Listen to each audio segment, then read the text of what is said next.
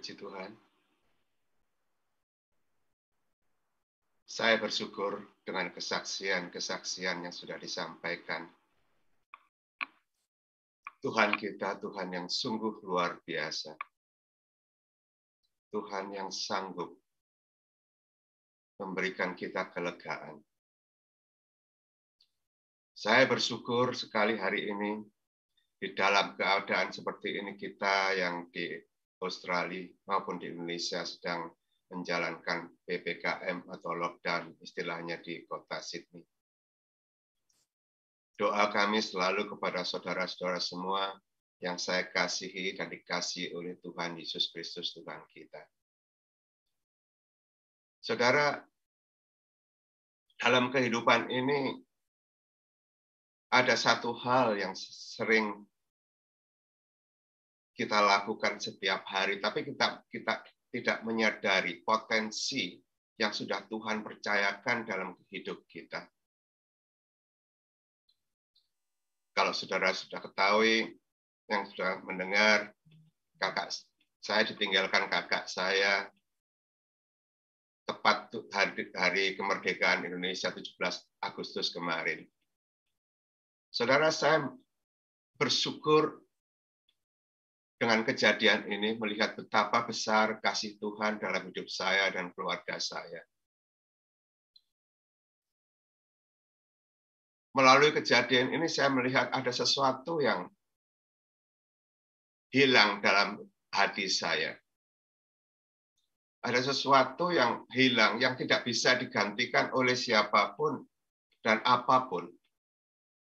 Yaitu kehadiran, keberadaan kakak saya di dalam hati saya.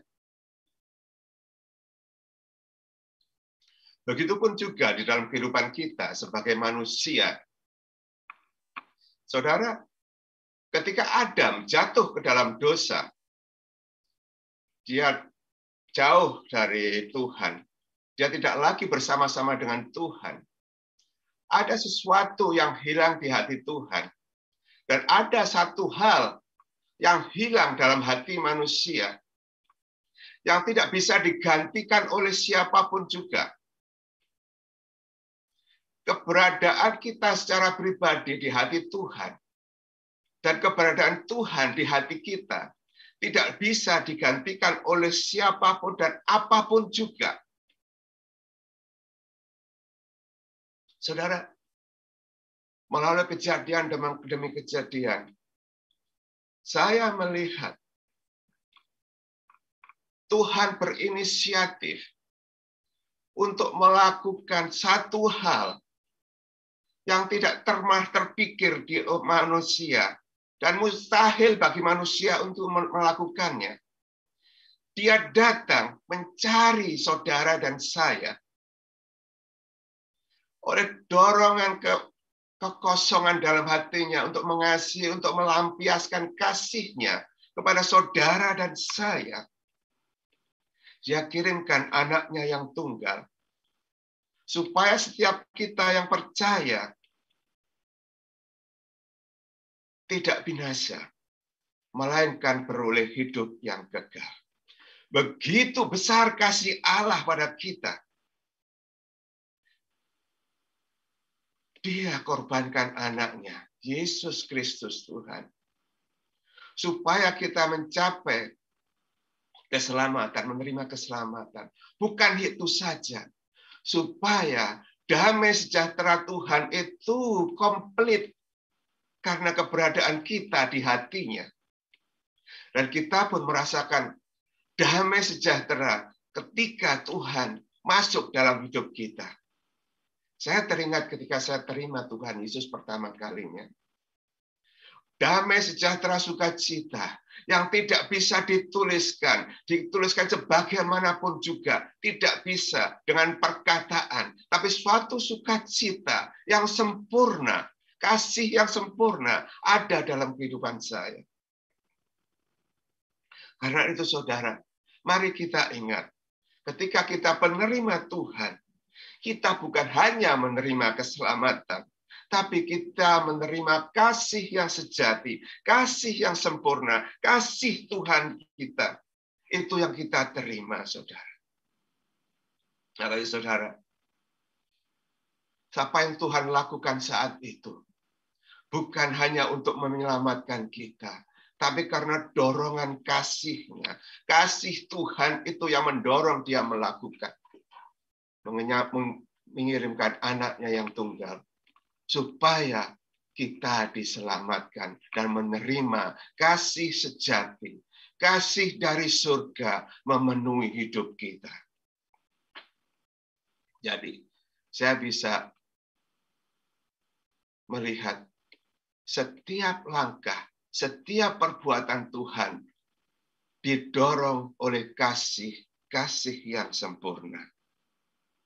Satu pertanyaan yang selalu timbul dalam hati saya, mau saya bagikan saat ini.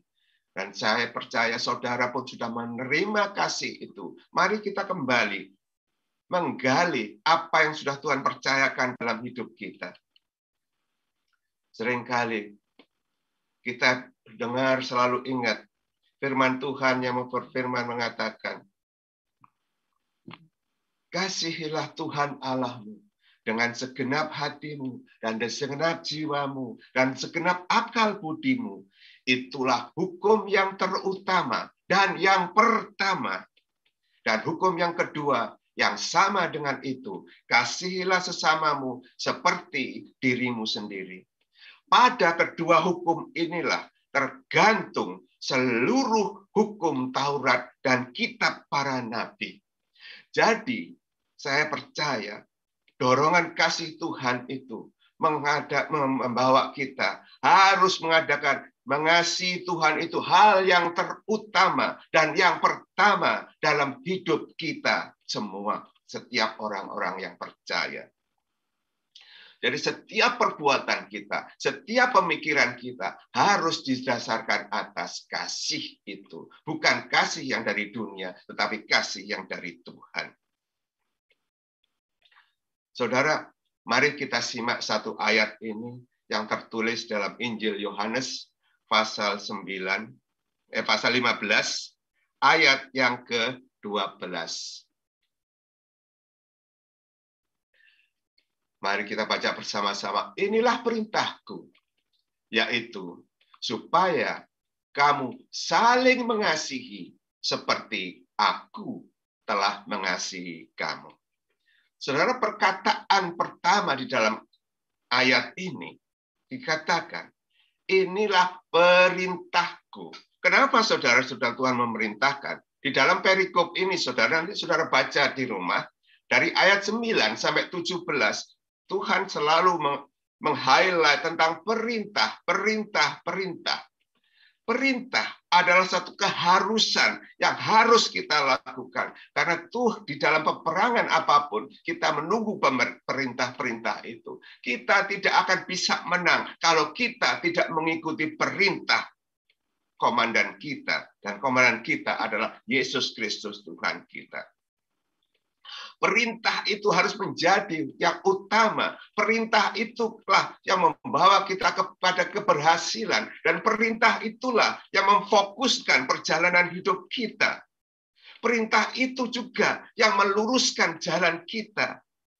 Kalau kita saat ini sedang jauh dari perintah Tuhan, ingat, mengasihi sesama kita adalah perintah. Dan perintah adalah satu keharusan. Saya tekankan lagi, perintah adalah keharusan bagi saudara dan saya, setiap orang yang percaya kepada Yesus Kristus Tuhan kita.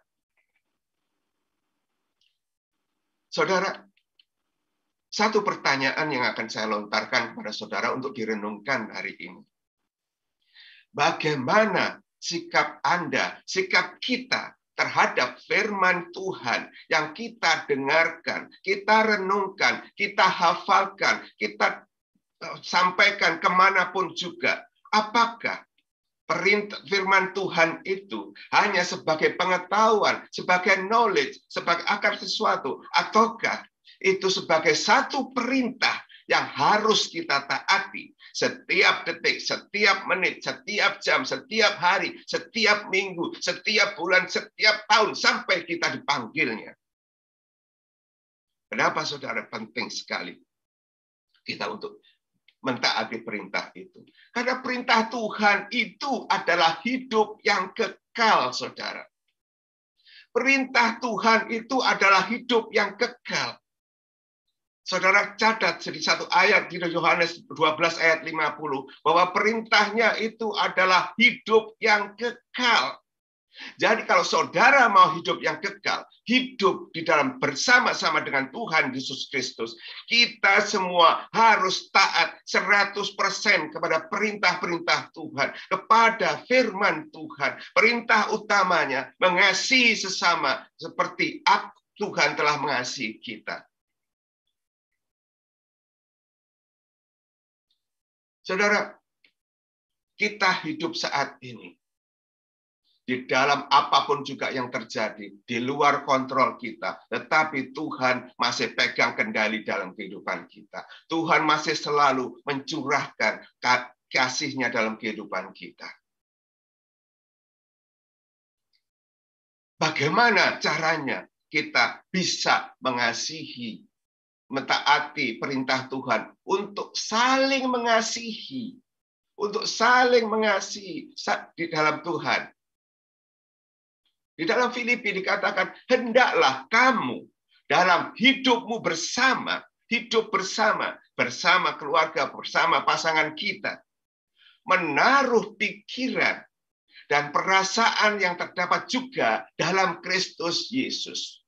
Dan saya percaya, pikiran dan perasaan yang terdapat dalam Kristus Yesus adalah kasih yang sempurna, kasih dari surga. Kasih surga, kasih yang sempurna. Saudara, kasih yang kita miliki saat ini tidak 100% kasih dari Yesus Kristus. Kasih kita masih memilih-milih. Kasih kita masih cemburu, kasih kita masih kasih yang tidak sabar, kasih kita kasih yang tidak memegahkan, kasih kita kasih yang sombong, kasih kita kasih yang menutupi. Saudara, kasih tidak berkesudahan adalah kasih Tuhan Yesus. Nubuat akan berakhir, bahasa roh akan berhenti, pengetahuan akan lenyap, harta-harkat yang kita kumpulkan akan lenyap semuanya, tetapi kasih tidak berkesudahan. Kasih tidak berkesudahan.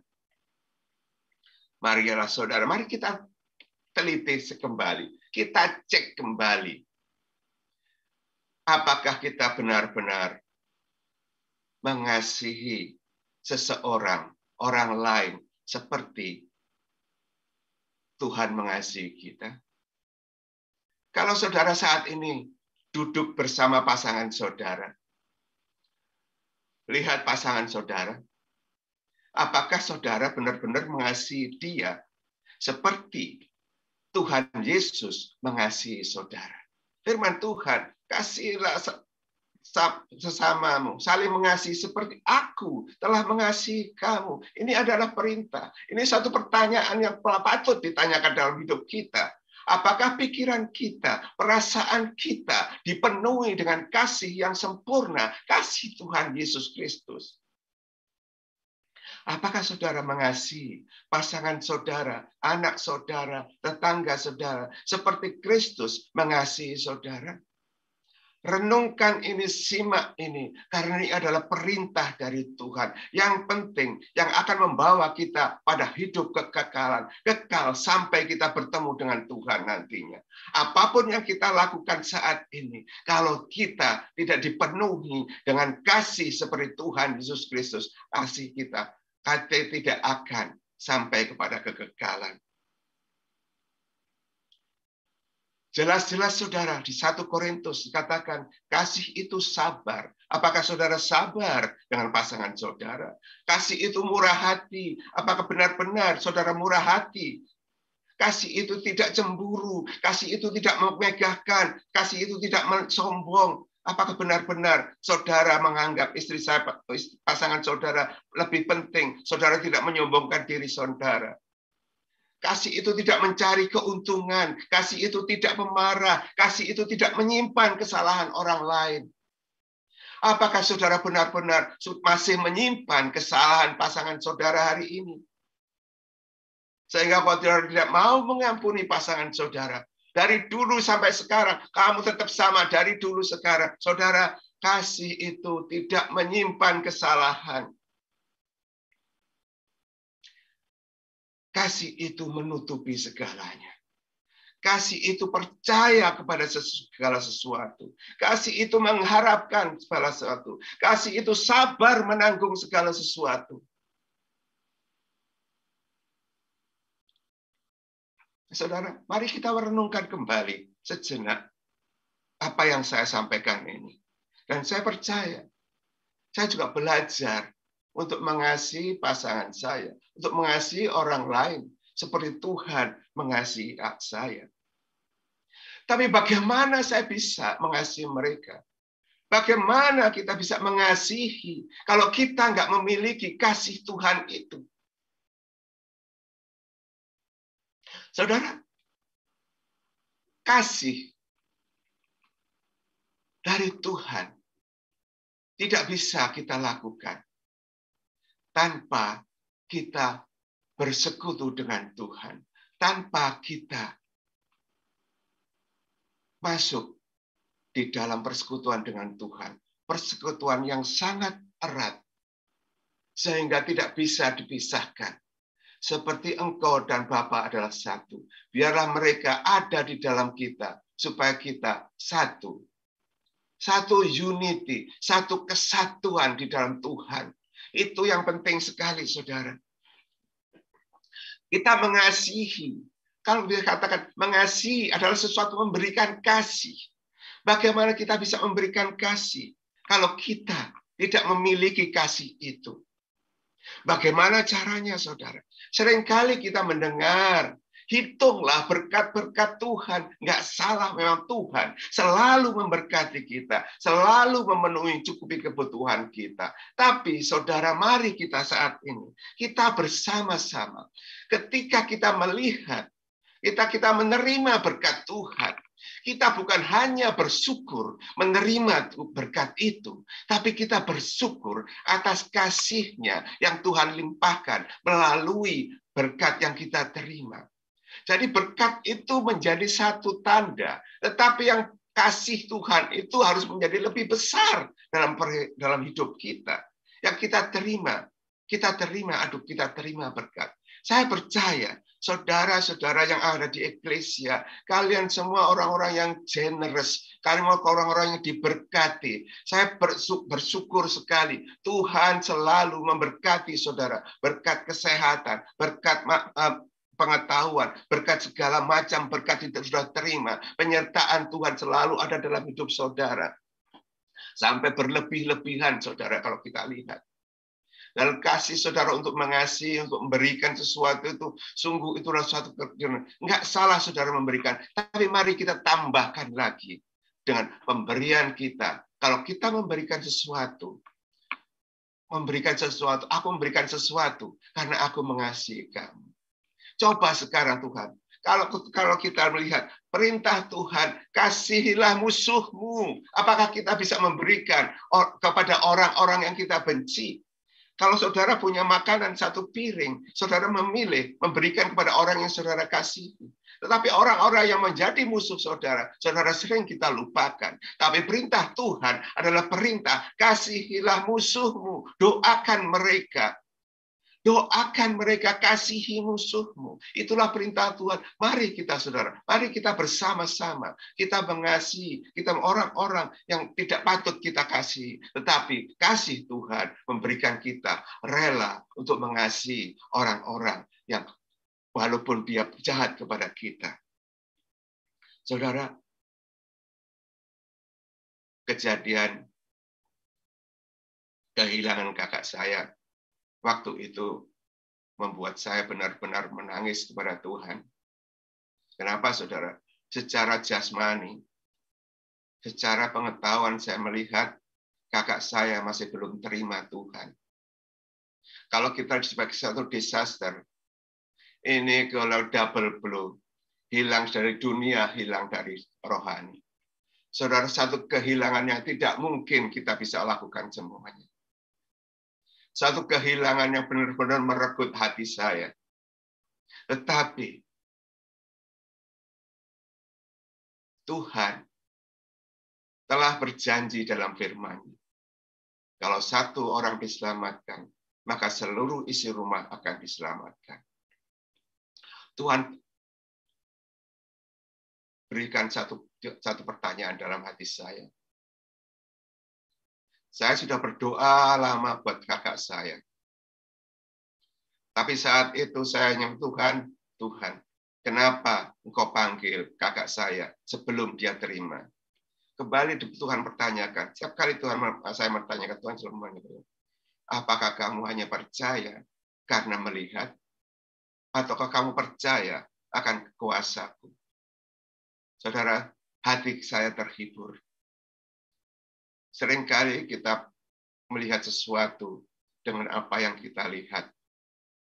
Tapi di sini Tuhan memberikan saya mengajarkan iman Tuhan, kepercayaan kepada Tuhan lebih lagi. Jadi saya melalui kejadian ini saya bersyukur sekali. Bersyukur karena Tuhan mengasihi saya dan seluruh keluarga saya. Dan saya percaya firman Tuhan itu tidak pernah berubah. Firman Tuhan, perintah Tuhan itu mendatangkan kemenangan demi kemenangan dalam hidup saudara, dalam hidup keluarga saudara, dalam hidup kita bergereja, dalam hidup setiap aspek kehidupan kita. Kita akan melihat kasih Tuhan melanda dalam hidup kita. Saya selalu ingat satu hal. Kasih dari surga memenuhi tempat ini. Setiap hari begitu sudah kakak saya meninggal, ini selalu saya nyanyikan, saudara. Kasih surga selalu memenuhi hatiku. Dan saya percaya khotbah yang singkat ini akan bisa memberkati saudara semua dan mengingatkan kita semua atas perintah Tuhan, perintah yang harus kita lakukan. Jadi saudara, saya akan highlight kembali. Setiap firman Tuhan adalah perintah yang membawa kita kepada kehidupan yang kekal. Maka saudara sekarang, hari ini, mari kita sama-sama berdoa. Kita berdoa kepada Tuhan kita. Agar kasih yang murni, kasih yang sejati, itu memenuhi pikiran dan hati kita. Bapa, Engkau sungguh Tuhan yang sangat baik. Tuhan yang sangat sabar. Tuhan yang bermurah hati. Biarlah Tuhan kasih-Mu itu Tuhan ada dalam kehidupan kami. Penuhi pikiran dan perasaan kami Tuhan. Seperti apa yang ada dalam pikiran dan perasaan Kristus Tuhan. Segala perbuatan mulai hari ini dan selanjutnya Tuhan, kami akan lakukan karena kami mengasihi Engkau dan kami mengasihi sesama kami Tuhan. Bapa, tolong Tuhan, Kau dengan kuasa Roh Kudus-Mu Tuhan. Roh yang menguatkan, Roh yang menolong, yang menguatkan kami semua untuk bisa mengasihi sesama kami, seperti Engkau Tuhan telah mengasihi kami. Dan kami percaya Tuhan, kasih-Mu tidak akan berkesudahan. Biarlah Tuhan kami percaya, nubuatan akan berakhir, bahasa roh akan berhenti, pengetahuan akan lenyap, harta akan lenyap Tuhan. Tapi kasih-Mu Tuhan tidak berkesudahan. Penuhi hati kami dengan kasih-Mu, kasih yang kekal itu Tuhan. Dan kami percaya perintah-Mu adalah perintah yang kekal. Kami bersyukur Tuhan, kami sudah Engkau miliki, kami sudah Kau panggil, kami sudah Kau limpahi dengan segala kasih-Mu Tuhan, di dalam segala aspek kehidupan kami, di dalam segala aspek perjalanan hidup kami, Engkau telah menunjukkan kasih-Mu, Tuhan. Ajar kami, Tuhan, untuk menghitung hari-hari ini, Tuhan. Hari-hari di mana Engkau mencurahkan kasih-Mu, Tuhan. Setiap apapun yang terjadi, Tuhan, kami melihat kasih-Mu Kau curahkan. Kami tidak lagi melihat berkat yang Kau curahkan, tapi kami mulai melihat kasih-Mu Kau penuhkan dalam hati kami. Kasih-Mu yang memenuhi hati kami. Kasih-Mu, Tuhan, yang akan kami bagikan kepada semua orang yang Kau izinkan kami bertemu, Tuhan. Bapa, kami bersyukur untuk anak-anak-Mu, Tuhan, yang mendengarkan kebenaran firman-Mu ini, Tuhan. Kuatkan mereka, Tuhan, melalui kuasa Roh Kudus-Mu, Tuhan. Berikan mereka damai sejahtera-Mu, damai sejahtera yang melampaui segala akal, segala pikiran, segala rencana, segala perasaan manusia. Tuhan, damai sejahtera surga turun atas kami semua. Terima kasih ya Bapa. Terima kasih Tuhan Yesus Kristus. Hamba-Mu khususnya berdoa, Tuhan, buat bapak-bapak, oma-oma, orang yang sudah lanjut usia, Tuhan. Berikan mereka kemampuan, Tuhan, untuk bisa mengasihi, bisa melupakan apa yang ada di belakang mereka, Tuhan. Tapi melihat ke depan, Tuhan, melihat yang kekal, yang sudah Kau sediakan bagi kami semua, melalui berkat-berkat-Mu, Tuhan, melalui segala apa yang sudah Kau lakukan dalam kehidupan kami. Perkuat mereka, Tuhan. Berikan kemampuan khusus untuk mentaati setiap perintah-perintah-Mu, setiap firman-Mu, Tuhan, bisa melakukannya, Tuhan. Oleh kuasa darah-Mu Kau sucikan kami, oleh kuasa Roh Kudus-Mu, Tuhan, kami mampu melakukan semuanya. Di dalam nama Tuhan Yesus Kristus, kami sudah berdoa dan mengucap syukur dan melihat Tuhan, Engkau Tuhan yang maha besar, Engkau Tuhan yang maha berkasih. Kasih-Mu melampaui segala akal, turun atas kami semua. Haleluya.